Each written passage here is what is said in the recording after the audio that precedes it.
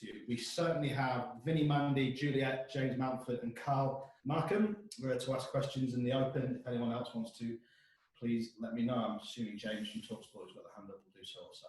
And that's enough for the preamble, Vinny. It's over to you for the first three questions of the press conference. Good to see you, Jurgen. First of all, how do you assess the competition you face this season to retain the Premier League title, and where do you see the biggest threat coming from? From all the other opponents, probably. Yeah? So starts with Leeds, goes on with Chelsea, Arsenal, and so on. That's how it always is. And the biggest challenges, there are plenty of challenges, and they are similar to all the other years.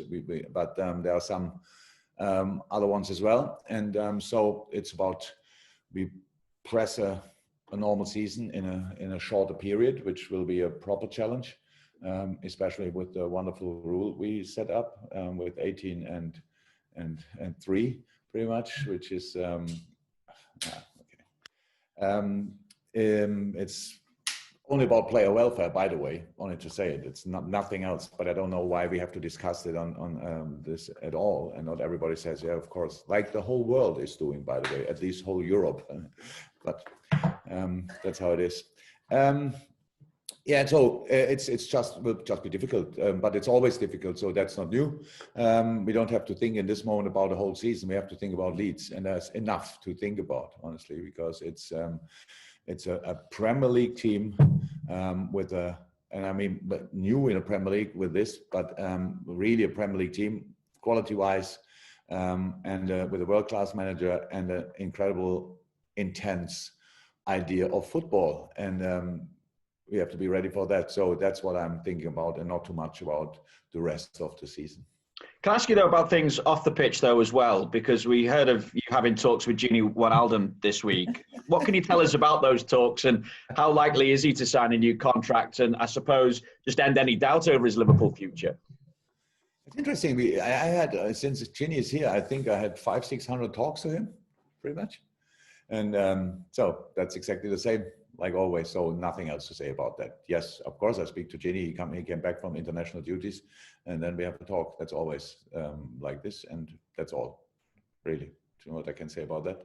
I know you're asked a lot about transfers then as well, but this continued speculation linking you with Thiago Alcantara. What response can you give to that continued speculation now to maybe end it? If I would invent now a word that could end speculations, I think I could become really rich. Because that's I cannot end speculations as long as the transfer window is open. So that's all really what I can say about that. Did I mention that Thiago Alcantara is a really good player? Long ago. I'll just feel right now. Yeah, long ago. So yeah, it's nice that we are linked with him, but that's pretty much all. Really, it's because he's a good player. Liverpool is a big club, so that's nice. But apart from that, really nothing to say about it. And unfortunately, I cannot, or maybe good for you, I cannot end the speculations. So it might happen then. Welcome back, Vinny. We'll go to Mandy with PLP. Mandy, if you could unmute yourself, that would be great. Hi there, Jurgen. Hi. Hi. Can you just tell me why you think that Leeds will fit into the Premier League so well? What is it about their style, the manager? That's a completely different style to Sheffield United, for example, but it's in a similar way different to what all other teams play. So and that makes it so special, and that will help them, because it's not like the most expensive style that will open up and be a bit naive or something like that. They're not at all. They are well drilled, and the things they do is absolutely brilliant. So the way they defend is exceptional. It's man marking, and it's pretty much man marking +1. What sounds slightly strange, but it's true.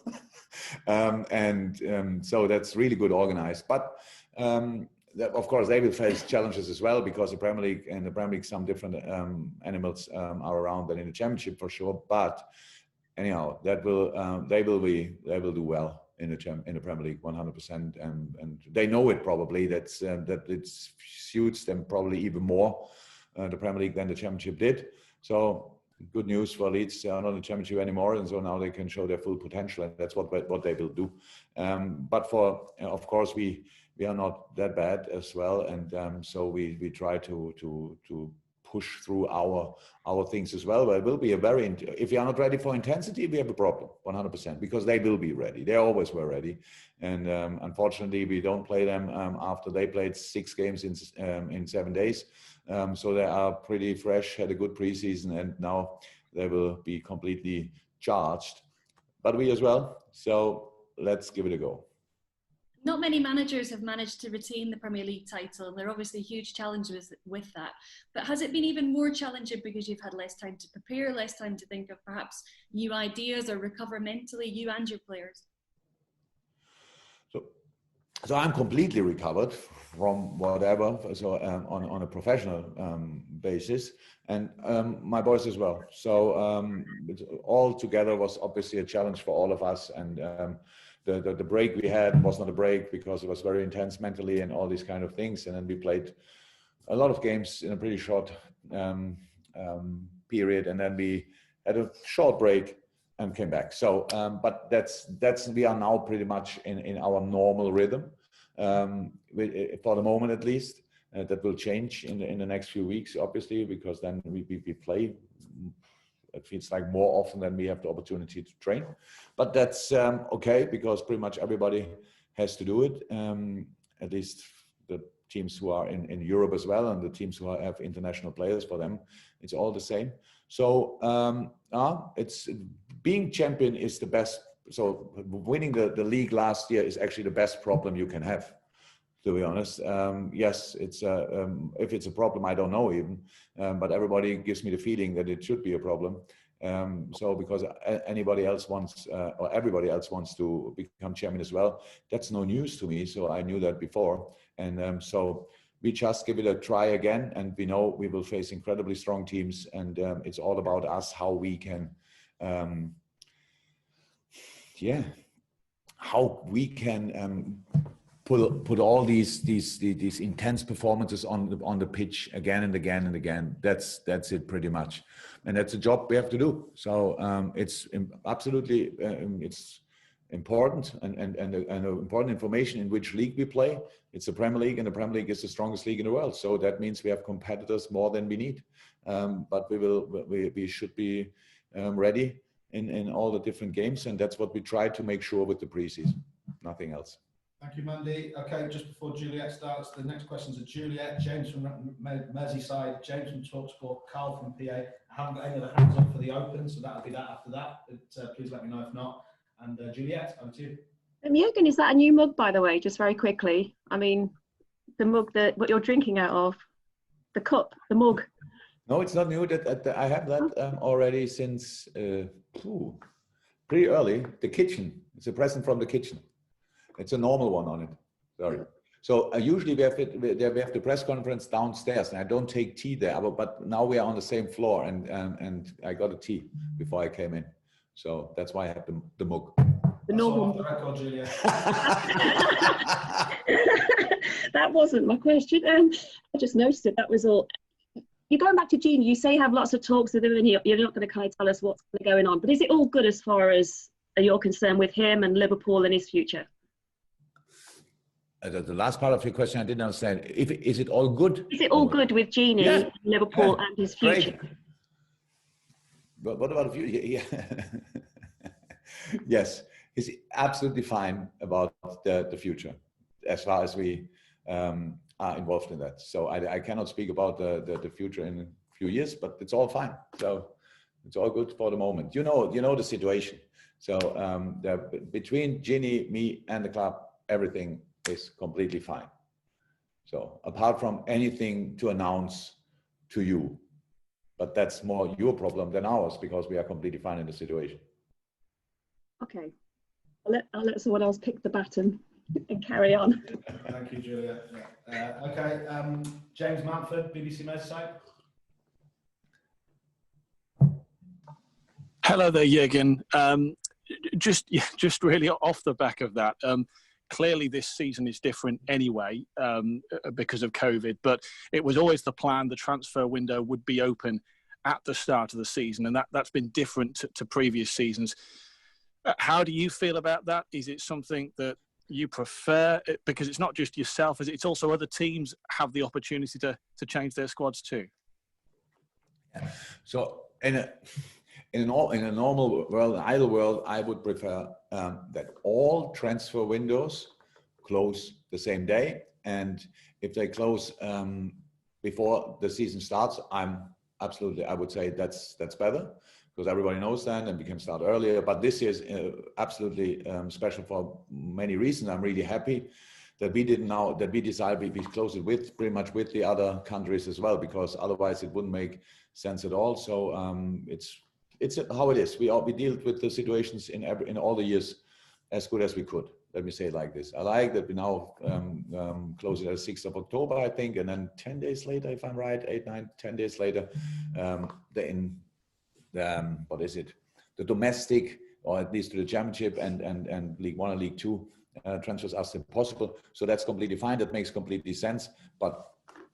And usually before the season, I would prefer, but before the season and nobody else closed before the season, that makes no sense. That harmed ourselves, the whole league, the clubs. That was not cool. You've mentioned about the intensity with the amount of games in the limited time this season. Do you think you'll need more members of your squad this season? Look, it's all changed constantly. I thought from a common sense point of view that it will be 100% clear that, of course, in this year and only in this year and not forever, we will have 20 and 5. And it's not about having an advantage because we have better players and can bring 5 top players on the pitch and stuff like this.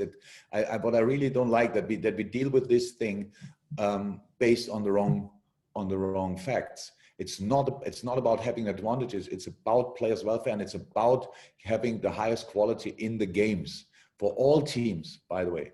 So that's the thing. And I was really surprised that when I heard the league decided against it, which is really hard, because you look to the other countries. In Germany, Bayern has anyway the best team. And that doesn't mean, and they for sure is an advantage for them with 5 players, but they play the most games as well. So that means that equals. It's not about advantage. It's about player welfare. Who can start? Who can finish the game? And all these kind of things. So that changed, of course, now the situation again. It's 18 and 3. Back to that. So you have to rotate more. Yes, you need numbers. I don't know if you need more players. It's not about that, but you need fit players for sure, that you can rotate, that you can face all these different challenges.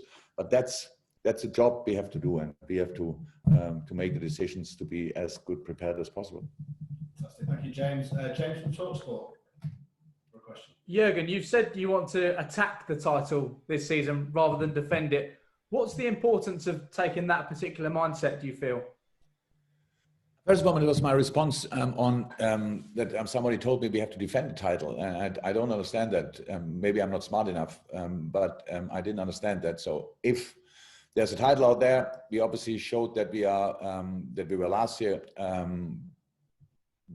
able to go for it. We did it the year before as well. That doesn't mean we will be this year, because it's just not, we don't take these things for granted. But the titles out there, we attack them, not only the one, but because that's how I understand it, because we all are in the same position. We all start from the same position, nil games, nil points, and now let's go for it. And that's how I understand it. And that's how I understood it always. And that's what we did last year. So why should we change it now? Just because we won it. We didn't go out of the Champions League last year because we won it the year before. We went out because we faced a really good opponent and were unlucky in the game and stuff like this. It was not about performance, was not about desire, was not about these things. It's about football, because it can happen, especially against these strong opponents. So we will go again with all we have. That's the idea. And the other one is only kind of the headline of the idea, but the idea is based on different things. Fantastic. Dom from Perform, and then we'll finish the. In fact, sorry, I've not gone to Carl Markham. Absolutely scandalous. Carl Markham next, and then Dom. Hi again. Just going back to the squad thing again. You said in the past about being able to find solutions from within rather than bringing in players. with that in mind, I'm just wondering what you think your plans are for Rhian Brewster, because there's been a lot of chatter around what will happen with him in the next month or so in terms of maybe going on loan or even leaving permanently. Can you clear up that for us, please? No. You can't clear it up? No, I can't clear it up. Because just nothing to say about it. That's how it is. So Rhian is our player. He's a wonderful kid and great, big talent, and scored very nice goals in the preseason, stuff like this. So, but the decisions about the squad and where is the perspective for who, they are just not finished yet. In the moment, because we don't have to, and there's so much going on. And what I can say, we are really with him. So we are really thoughtful about him and what is best for his development and stuff like this, and how can we use him, what would help him, and all this stuff. That's not him only for him, that's for all our players, but it's with him as well. So there's really nothing to say as well. These kind of things, who is going on loan where, there's nothing decided. Otherwise they would be somewhere already. And as long as nothing is decided, if they go or if they stay, there's nothing to say in public, honestly. Okay, thanks. Just one on Leeds, if I may. Bielsa is, many of the world's top coaches cite Bielsa as being an inspiration to them in their career. I'm just wondering what attention you've paid to his methods in his career and whether that's influenced you in any way. Oh, I admire him, but I was never close enough to him and to really follow up. I watched his game, I watched his teams playing, so that's pretty exceptional. The rest I got from newspapers and stuff like this, and these kind of things. So I analyzed some games even in the past already, and had a look at that. We have a different approach. There's similarities. There are similarities, obviously, but there are big differences as well. So I like him without knowing him, as a proper character, obviously, and maybe the hardest working of all of us. I don't know. I think we all work pretty much, but I don't think we really can compete with him in that area. When I think about that, the analyze he presented around the derby game. Was it about a derby? Yeah. There was some information about the opponents, obviously. We have a lot of information. I'm not sure we have exactly the same amount. So that was funny as well. But you've not sent anybody with binoculars to spy on people's training ground, then? No, we didn't. We had, and we didn't see any kind of suspicious people this week around our training ground. So it's all fine. No, I'm really looking forward to meet him. But yes, he's an inspiration for all coaches because what he's doing, he sticks to it, and he and really pushes it through, and is successful with it. So that makes him a very, very interesting figure in this business. Thanks, Carl. Last two before we go to the embargo section. We'll go with Dom first, and then we'll finish with David Lynch. Dom, just one question, please. Hi, Jurgen. Yeah, Mo Salah's on 49 Premier League goals at Anfield. If he scores the weekend, he'll be the second fastest to 50 home goals in the competition's history. Obviously, Mo's got a lot of these landmarks. He's stacked up. I just want you to talk about his impact over the last 3 years, and maybe if we're already at a stage where we're taking for granted how impressive he's been, because he does these things again and again. So first of all, I'm really surprised there's another record he can break. I thought he broke already all of them. Yes, and you are 100% right. He's incredibly important, was incredibly important for our development. I think with the way we played, we could help him as well with things we did on and off the pitch, but we did it to all of them, and not everybody would use it in the same way as he used the opportunities. So that's absolutely incredible. And you are right. I think people are like this, not only us, pretty much the whole world. If things are exceptional, even we take them then for granted. And that's, of course, never, it didn't happen to me, to be honest, but I get that. And that's pretty special. So, but on the other side, it's for him the same. He didn't score goals just in a normal mood. He had to bring himself in a special mood, and this special mood we need, this aggression, this desire, and all these things. That's what made him the player he is. He became in the last few years, and long may it continue. That's what we need on Saturday, not only from him, Sadio, Bobby, all these guys who's coming on, and all these kind of things that will be really important. So yeah, let's see. It's nice to score 49 so far, but I'm a little bit more interested in the next 49, to be honest. Thanks, Don. Final question, David, and finish the open. Jurgen, yeah, just one on team news really. Is Jordan Henderson likely to be ready for this one, and Shaqiri as well, and is Tsimikas available for this one? Who was the last one? Costas. What did you say? Tsimikas. Okay. Okay, good. Yeah, that's his name. Not finally decided it. They're all in training, pretty much all of them, and so we will make late decisions about that. But it looks rather promising than not. But we have, in a moment, a lot of players available. So here in training, they all came back now. So yes, not all of them will be involved, even if they could be involved. That's the situation. Fantastic. Thanks, guys. If you stay where you are, just give one